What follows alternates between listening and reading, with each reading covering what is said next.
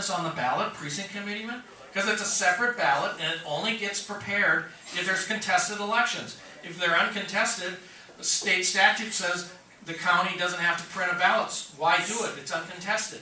And so to save money, they don't. So if you miss this deadline too, you can mount a write-in campaign. And to do that, you only have to sign one piece of paper and turn that in. It's got to be notarized. And so we did that for some, we were trying to increase our PC ranks, and so we got some people to run as write-ins in some of the vacant precincts. We found 1 or 2 people and recruited them. And there's ways to do that, and I can teach you how to do that. That's another talk. So once you're elected, no one can tell you what to do. You're holding the most powerful political office in the world. Robert Graham can't call me up and say, hey Dan, I want you to go here and do something. I'll do that if I want to do it. The whole association of Republicans called the Republican Party, it's a voluntary association. Nobody can tell a PC what to do. It's just the opposite. We elect those officers. They work for us. So the only people you answer to are the people who elected you in your precinct. So you make the office of PC what you want, okay?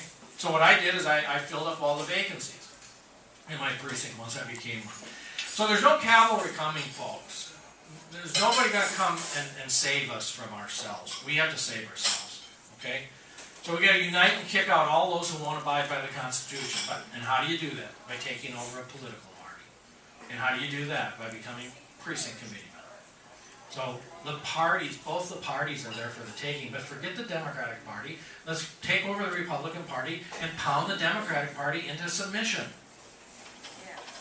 It's a pure numbers game, and we have the numbers to do it. We have the numbers to do it if we just unite. So again, 200,000 Republican precinct committeeman slots out of 400,000 nationwide are vacant. That's a huge opportunity for conservatives because we've got, like I said, we've got the numbers. 2 million people showed up in D.C. on September 12, 2009. Speaker after speaker after speaker after speaker after speaker. Did anybody tell them to do this? Only one person did. At the very end, Darla Daywald, here from Arizona. She lived in Maricopa at the time. She's a 912er. She helped put it on. She said, folks, go back home now and get involved in your political party. She kept it nonpartisan. One person. No. Jim DeMint spoke. He didn't say a word about this. He didn't say to those people, now go home and become precinct committeeman. That's where the real power lies. Why? Because he was still in the Senate. He didn't want people to become precinct committeemen. Mike Pence spoke. He didn't say a word. The doctor from Georgia, I can't remember his name right now. He's conservative. I saw him at the Red State gathering right before this. I told him everything that I'm telling you.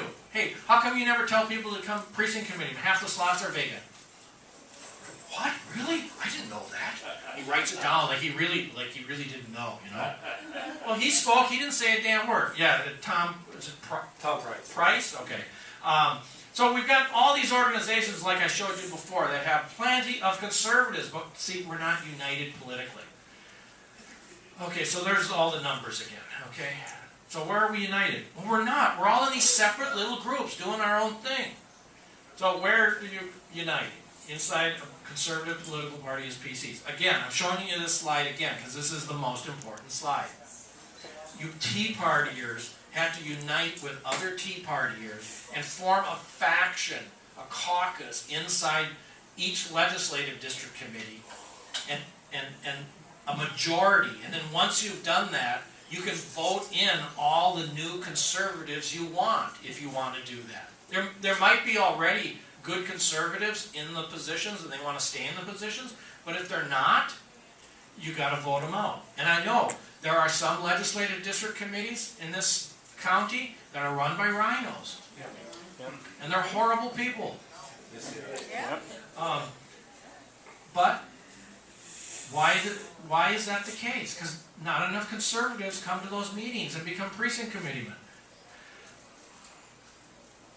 So here's what are you going to do?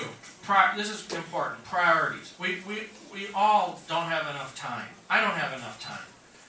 But what I do is I tell myself this. If I only had 2 hours a month to try to save my country, I know where I would spend that 2 hours every month. I would spend it at that monthly legislative district committee meeting with the other precinct committeemen in my precinct, because that's where we go to meet the candidates. The candidates come, you can evaluate the candidates, you can caucus after the meeting or even in the meeting. Some of the meetings are working meetings where you're trying to figure out how to use the software that the party gives you and that sort of thing.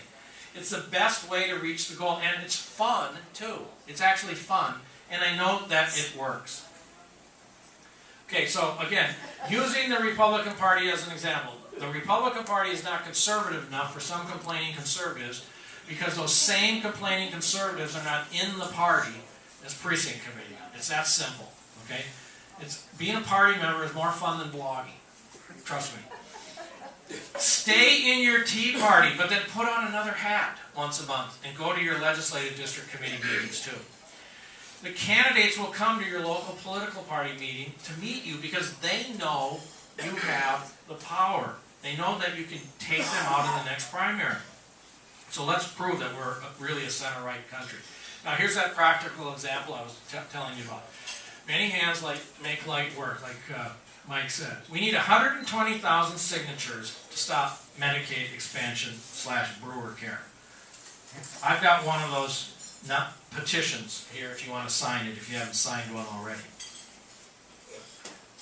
Okay, now look, 120,000 signatures. We only need 86,500, but we're shooting for 120,000 to be safe. Will we make it? I don't know.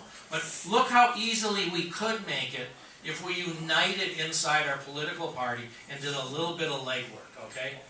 Okay, so assume right now of the 6,000 PC slots in the state that are filled, that 5,000 of them are conservatives. And that's a pretty good estimate.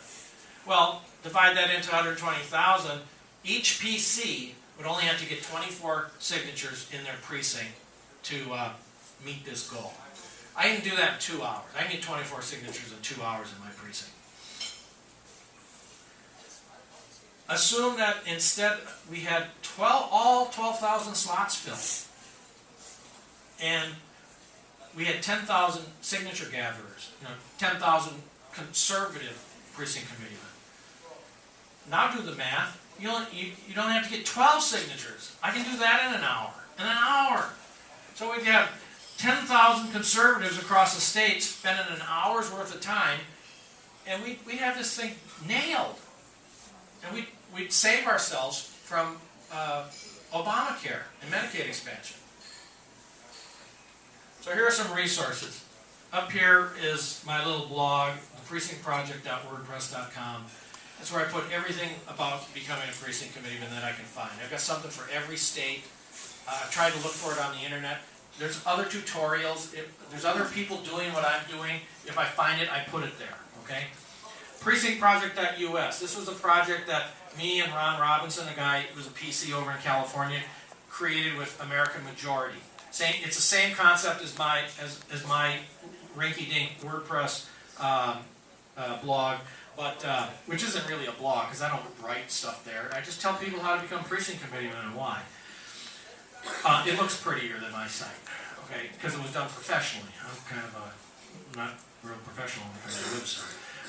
UnifiedPatriots.com. That is a blog where some conservatives who are, most of them are precinct committeemen, write about all things political, including there's a PC activism page. ConcordProject.org. I put together some of my own web videos, which again were done with a little webcam and look pretty rinky-dink.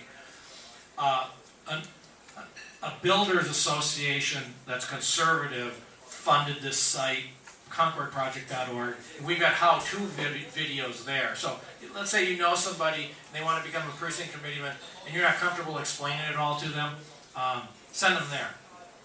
Ourvotes.com is really great software that the RNC should have bought and Romney should have bought but didn't. Go there and check that out. That's pretty good. And then there's my email address, coldwarrior1978@gmail.com. So that's the end of my presentation, but I got a couple of props here yet. Okay. See this list?